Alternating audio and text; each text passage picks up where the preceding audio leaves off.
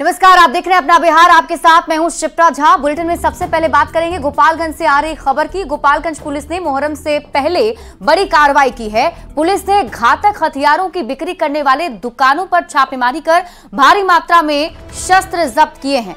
नगर थाने की पुलिस ने थाना रोड में कार्रवाई की है। एसपी स्वर्ण प्रभात के निर्देश पर हथुआ, मीरगंज, कटैया थाना समेत जिले भर की पुलिस इस वक्त छापेमारी कर रही है। पुलिस की इस कार्रवाई से हड़कंप मचा हुआ है। वहीं एसपी ने कहा कि मुहर्रम के जुलूस में फिलिस्तीन झंडा लहराने या किसी धर्म विशेष पर नारेबाजी करने पर कड़ी कार्रवाई की जाएगी। जिला प्रशासन ने जुलूस में डीजे और घातक हथियारों के प्रदर्शन पर पूरी तरह से रोक लगा रखा है। जुलूस में किसी भी तरह की विवादित वस्तुएं जैसे फिलिस्तीन का झंडा इत्यादि पूरी तरह से प्रतिबंधित है।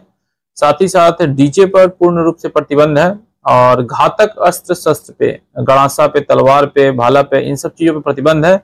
जुलूस के जो लाइसेंसधारी है उनसे अनुरोध होगा कि वो अपने जुलूस में ऐसे किसी भी व्यक्ति को शामिल ना करें जो घातक अस्त्र शस्त्र के साथ आ जाता है। और वही नाम और आपको बता दें कि न्यूज 18 संवाददाता गोविंद कुमार अधिक जानकारी के साथ हमारे साथ जुड़े हुए हैं। गोविंद, क्या कुछ तैयारियां यहां की गई हैं जिला प्रशासन की तरफ से, क्योंकि हम देख पा रहे हैं पुलिस ने ये बड़ी कार्रवाई करते हुए भारी मात्रा में हथियार भी जब्त किए हैं। जी देखिए, मुहर्रम यहाँ पर 17 जुलाई को होना है और मुहर्रम से पहले गोपालगंज के जो एसपी हैं स्वर्ण प्रभात, उनके द्वारा जिले भर में इस वक्त छापेमारी अभियान चलाया जा रहा है। और जहाँ जहाँ पर अस्त्र शस्त्र जो घातक हथियारों की बिक्री हो रही है जिन जिन दुकानों पर, वहां पर इस वक्त पुलिस की टीम छापेमारी कर रही है। नगर थाने की पुलिस ने थाना रोड और मिरलीपुर के इलाके में छापेमारी कर भारी मात्रा में जो घातक हथियार है उसे बरामद किया है। इसके अलावा मीरगंज पुलिस और हथुआ थाने की पुलिस ने भी कार्रवाई की है और मांझा और कटिया थाने के इलाके में भी इस वक्त छापेमारी चल रही है। एसपी स्वर्ण प्रभात खुद इसकी मॉनिटरिंग कर रहे हैं और इस वक्त एसपी के साथ पूरी टीम जो है मीरगंज और हथुआ इलाके में छापेमारी कर रही है। पुलिस ने ये आशंका जताई है कि देर शाम तक भारी संख्या में घातक हथियार जो है उसकी बरामदगी कर ली जाएगी। साथ ही एसपी ने ये कहा है कि मुहर्रम के जुलूस में फिलिस्तीन जो झंडे लहराए जा रहे हैं कई जगहों पर, इस तरह की अगर घटना गोपालगंज में होगी तो पुलिस कड़ी कार्रवाई करेगी। इसके अलावा ड्रोन और सीसीटीवी कैमरे से भी मुहर्रम के जुलूस पर नजर रखने के लिए तमाम थानों की पुलिस को निर्देश दिया गया है। जी शिप्रा। ठीक है, चलिए आप इस खबर पर नजर बनाए रखिए। बहुत बहुत शुक्रिया तमाम जानकारी के लिए गोविंद।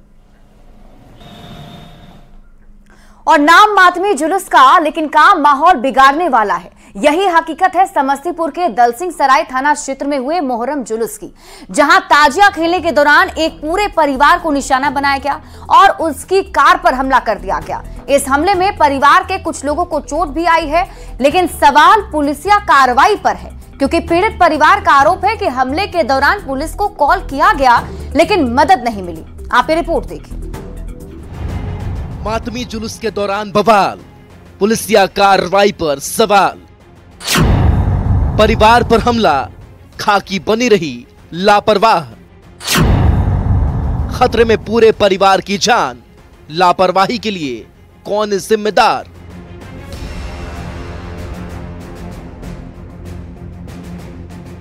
सवाल तो उठेंगे और हम पूछेंगे भी कि समस्तीपुर पुलिस इतनी लापरवाह कैसे हो सकती है। समस्तीपुर पुलिस मातमी जुलूस के दौरान कैसे सो सकती है? समस्तीपुर पुलिस कैसे जनता को मरने के लिए छोड़ सकती है? समस्तीपुर पुलिस कैसे संवेदनहीन हो सकती है? ये हुआ है और समस्तीपुर के दलसिंह सराय थाना क्षेत्र में हुआ है। मौका था सदरगंज चौक पर मातमी जुलूस का और इसी दौरान वहां से गुजर रहे और पटना जा रहे एक पूरे परिवार को बंधक बना लेते हैं कुछ लफंगे। कार को घेर कर उस पर तलवार से हमला करते हैं, शीशों को तोड़ देते हैं, महिलाओं से अभद्रता करते हैं, बच्चों तक को नहीं बख्शते, उन्हें भी चोटिल कर देते हैं। लेकिन हैरानी की बात देखिए, जुलूस के दौरान कोई खाकी वाला तक नहीं आया। मैं बस पटना के लिए जा रहा था। हाँ। उन्होंने बीच में तजिया आया और मैं साइड से जा रहा था, ऐसा नहीं कि मैं बीच में कहीं आ गया था, स्टक कर गया था। लेकिन उन्होंने जबरदस्ती तलवार निकाल के उन्होंने हमला किया है चारों साइड से। आगे का भी शीशा क्षतिग्रस्त किया, पीछे का तो फोड़ ही दिया। मेरा बच्चा पीछे बैठा हुआ था। अच्छा, ये सब गाड़ी में थे? हाँ, ये गाड़ी में थे, पीछे सीट पे बैठा हुआ था, इसको लगी भी है, पूरा शीशा ये है। बेचारा कूद के अपने मम्मा के पास गया, तो मुझे तो लग रहा था कुछ बड़ा हादसा लगने वाला। हैरानी इतनी भर तक की नहीं है कि जुलूस में कोई पुलिस वाला नहीं, बल्कि हैरानी इस बात की भी है कि पीड़ित परिवार हुड़दंगियों के बीच में फंसा होने के बाद भी पुलिस को फोन करता रहा, मदद मांगता रहा। लेकिन कमाल देखिए, दलसिंहसराय थाना पुलिस का पहले फोन नहीं उठा और जब उठा तो फौरी तौर पर सुरक्षा नहीं मिली। तब तक पूरा परिवार हुड़दंगियों के कब्जे में था, चोटिल बेसहाय बनकर। अच्छा, ये बेवजह मतलब वो लोग तलवार और लाठी से? कारण नहीं था, मैं साइड में था, गाड़ी धीरे चल रही थी, तजिया उधर थी, मुझे कुछ उपद्रवी कारण जिसको मैं पहचान भी रहा हूँ। जब न्यूज़ 18 ने कार सवार परिवार की सुरक्षा का मुद्दा उठाया, पुलिसिया कार्रवाई पर प्रश्न चिन्ह लगाया, तो पुलिस का वही घिसा पिटा जवाब आया। आरोपियों की पहचान कर ली गई है, कार्रवाई की जा रही है। हमारे सवाल पूछने के बाद कार्रवाई हुई भी, 5 आरोपियों को गिरफ्तार भी किया गया। सभी की उम्र 25 साल से कम है, जिनमें 2 नाबालिग भी हैं। पटना में जाने के दौरान उनको उनके कार पे कुछ मुहर्रम के जुलूस के दौरान कुछ उपद्रवियों के द्वारा मतलब हमला कर दिया गया तलवार से, जिसके कारण उनका कार जो है वो क्षतिग्रस्त हो गया है। इस आधार पे हम लोगों ने प्राथमिकी दर्ज करते हुए कार्रवाई की है और मानवीय सूचना संकलन चौकीदार के बयान पर हम उन लोगों को पहचान किया और पहचान करके 5 लोगों की गिरफ्तारी कर ली है। डीएसपी चाहे जवाब जो दे ले, लेकिन हम तो बार बार सवाल पूछेंगे। सवाल ये कि मातमी जुलूस के दौरान पुलिस कहां थी? मुहर्रम जुलूस में पर्याप्त सुरक्षा व्यवस्था क्यों नहीं थी? पीड़ित ने फोन किया तो दलसिंहसराय थाने वालों ने फोन क्यों नहीं उठाया? फौरी तौर पर पीड़ित को सुरक्षा क्यों नहीं दी गई? पीड़ित परिवार के साथ मारपीट का जिम्मेदार कौन? समस्तीपुर की जनता की सुरक्षा में इतनी बड़ी चूक क्यों? खाकी को अपनी जिम्मेदारियों का एहसास कब तक होगा? खाकी पूरे मामले से कार्रवाई का भरोसा देकर बच नहीं सकती। उन्हें वर्दी की अहमियत का और जनता की सहूलियत का भी एहसास जरूरी है। ये वर्दी पब्लिक की सेवा के लिए ही मिली है। न्यूज़ 18 के लिए समस्तीपुर से मुकेश की रिपोर्ट। मुहर्रम के दौरान बिहार में कई जगहों पर माहौल बिगाड़ने की साजिश पर अब सियासत शुरू हो गई है। विपक्ष ने जहां ऐसे मौकों पर बीजेपी पर जानबूझकर माहौल बिगाड़ने का आरोप लगाया है, तो वहीं सत्ता पक्ष के लोगों ने विपक्ष पर पलटवार किया है। बीजेपी जेडीयू नेताओं ने कहा है कि ऐसे उपद्रवियों पर कानूनी कार्रवाई होगी, तो विपक्ष के लोग फिर नहीं चिल्लाएं कि धर्म के आधार पर कार्रवाई की जा रही है। गजवाए हिंद के तहत इन लोगों ने जो तमाशा किया, पुलिस के साथ मारपीट, पथराव, काला झंडा, ये नहीं चलेगा। देश में गजवाए हिंद, ये देश सबका देश है, धर्मनिरपेक्ष देश है और मोदी जी सबका साथ सबका विकास की बात करते हैं, तो इसका नाजायज फायदा आप लोग मत उठाइए। पुलिस पर इस तरह से पथराव और काला झंडा दिखाना कानूनी जुर्म है। पुलिस निश्चित रूप से इस पर अपनी कार्रवाई करेगी और जब कार्रवाई करेगी फिर आप लोग बाप रे बाप मत करिएगा कि धर्म के आधार पर कार्रवाई की जा रही है। आपने नंगा नाच किया है सड़कों पर, आपके खिलाफ कार्रवाई होनी चाहिए। हम तो सभी लोगों से, सभी धर्मों के लोगों से अपील करेंगे कि आपसी भाईचारा खत्म ना करें, प्रेम, शांति, सद्भाव, सद्भावना बनाए रखें। लेकिन सरकार की जिम्मेवारी, जवाबदेही बनती है। अगर कोई माहौल खराब कर रहा है तो उस पर कड़ी कार्रवाई होनी चाहिए। शासन प्रशासन का इकबाल समाप्त हो गया है, रोज आपराधिक घटना घट रही करने की कौन साजिश कर रहा है, क्योंकि मुहर्रम के दौरान कई जगहों पर झड़प की सूचना मिली है। मुहर्रम के पहले राज्य सरकार विभिन्न जिले में अनुमंडल और थाना स्तर पर शांति समिति की बैठक करती है, जिसमें विभिन्न राजनीतिक दल और सामाजिक समूह के लोग का प्रतिनिधित्व होता है।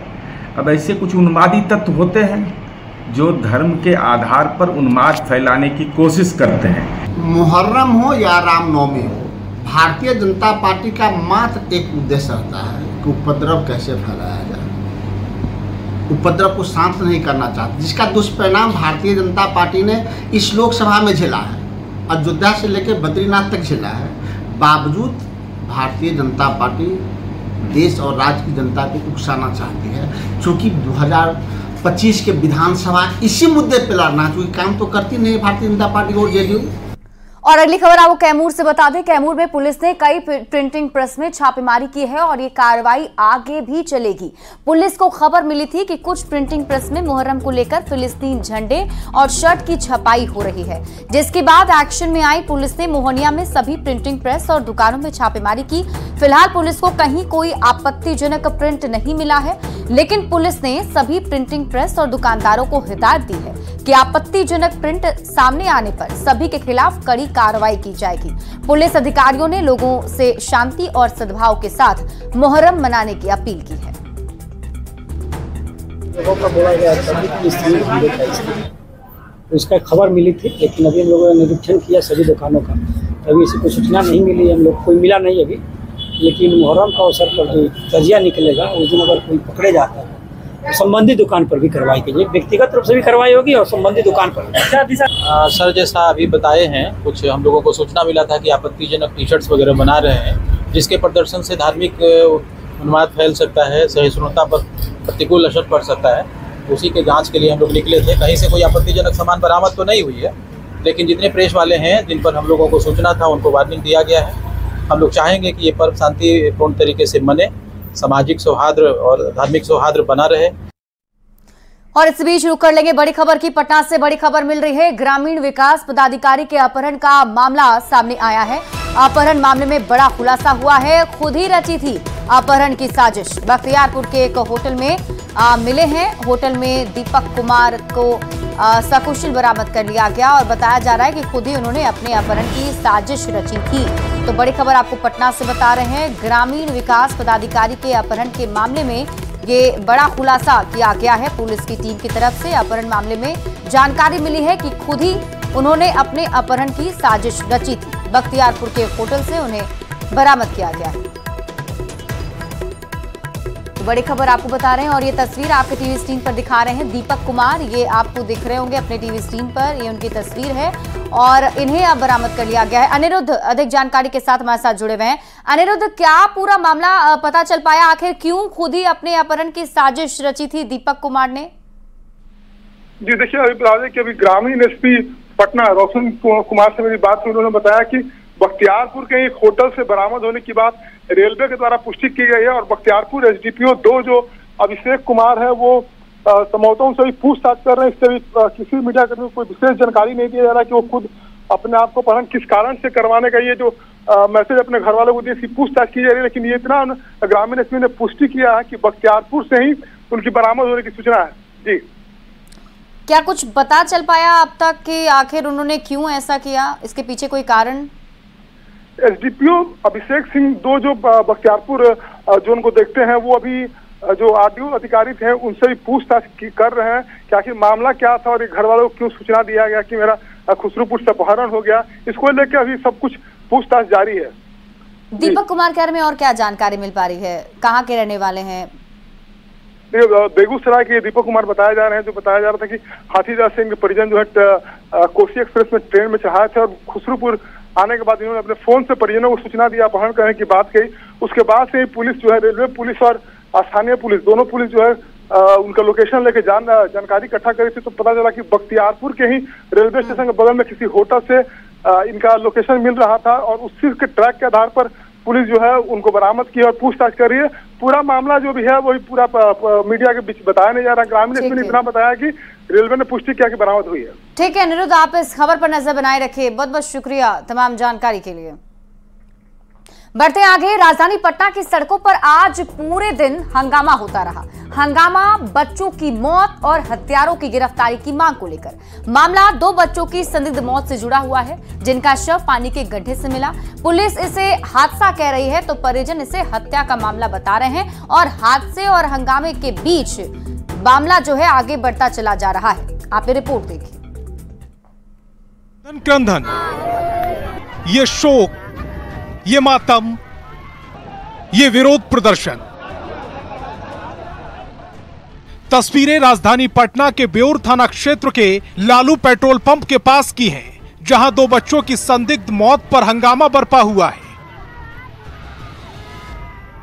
क्या लग रहा है, कोई जाति दुश्मनी या कोई? हाँ, हो सकता है सर। अच्छा, किसी पे शक या कुछ? अभी तत्काल सर मेरा दिमाग काम नहीं कर रहा। हो सकता है ये किया कि लोग कर दिया कि कैसे क्या हुआ कुछ समझ। किसके बारे में बोल रहे हैं? अरे यहाँ पर रस्सी जो इसको गोड़ में बांधा हुआ है, वो रस्सी वहाँ पर अंदर में है, तो हम ही दिखाया कि देखिए जो रस्सी वहाँ बांधा वो रस्सी तो यहाँ भी है।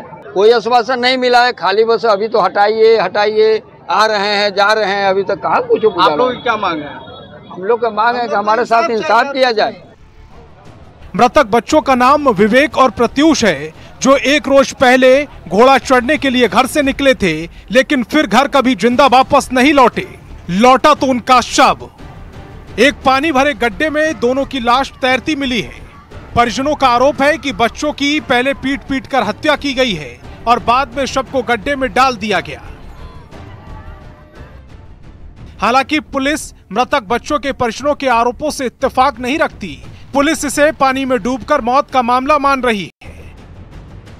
सभी द्वारा जो घटनास्थल का निरीक्षण किया गया है, बच्चों के परिजन और कुछ स्थानीय लोग शिकायत कर रहे हैं कि मारपीट करके बच्चों की हत्या कर दी गई, लेकिन अभी तक जो घटनास्थल का निरीक्षण किया गया और जो प्राइमा फेसी चीज़ें दिख रही हैं, उसमें जो पुलिसकर्मी, जो सीनियर पुलिस ऑफिसर जिन्होंने घटनास्थल का निरीक्षण किया है, उनका ये मानना है कि दोनों बच्चों की जो मृत्यु हुई है वो डूबने के कारण हुई है। इस संबंध में जिला पदाधिकारी महोदय से भी बात हुई है और उन्होंने बताया है कि अगर जो सरकार का पॉलिसी है कि अगर डूबने के क्रम में मृत्यु हुई है तो दोनों बच्चों के परिजनों को 4-4 लाख रुपया मुआवजा देने की कार्रवाई भी की जाएगी। परिजन आक्रोशित हैं, आरोपियों की गिरफ्तारी चाहते हैं, लिहाजा NH 30 को जाम कर दिया गया, लेकिन प्रशासनिक अमला लगातार मृतक बच्चों के परिजनों को समझाने की कोशिश में लगा रहा। मामला जिगर के टुकड़ों की मौत का है, लिहाजा परिजन समझने को तैयार नहीं।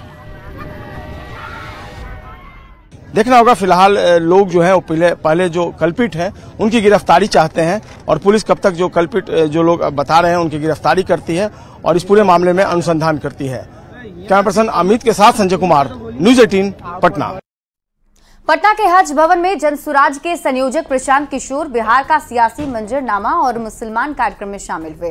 प्रशांत किशोर ने यहां मुस्लिम वोटरों को मैसेज भी दिया। बड़ी संख्या में आए मुसलमानों को संबोधित करते हुए प्रशांत किशोर ने कहा कि मुसलमानों को अपनी रहनुमाई खुद करनी पड़ेगी। प्रशांत किशोर ने आरजेडी पर निशाना साधते हुए कहा कि लालटेन में किरासन तेल बनकर जल आप रहे हैं और रोशनी कहीं और हो रही है।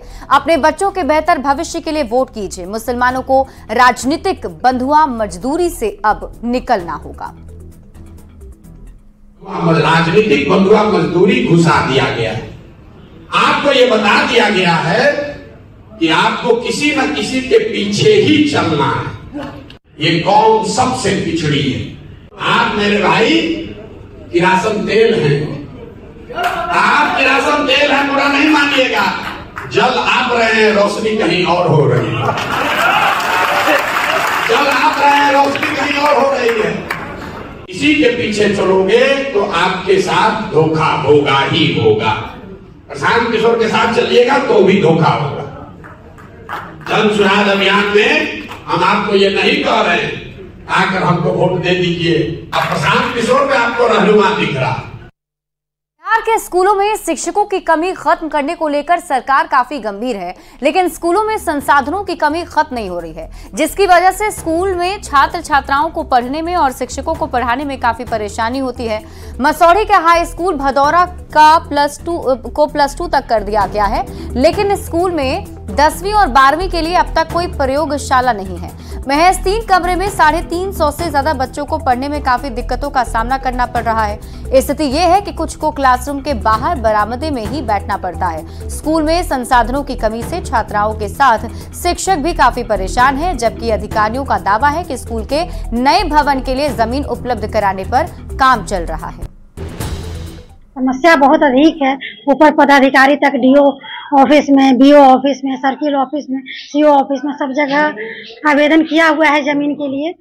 सब जगह प्रयासरत है हम लोग कि बगल में 100 मीटर की दूरी पे एक जमीन है घर में जरूर आम घर में जरूर, इसके लिए कि जल्द से जल्द हम लोग के विद्यालय के नाम पर आवंटित हो जाए और विद्यालय बन सके। हम लोग जो है जल्द ही उनकी एक सूची तैयार कर उनमें जो है मूलभूत सुविधाएं जो होनी चाहिए उनके निर्माण हेतु जो है हम लोग अग्रतर कार्रवाई हेतु हम लोग जो है जिला शिक्षा पदाधिकारी को हम लोग भेजेंगे और उस पर जो है हम लोग उसका अनुश्रवण भी करेंगे।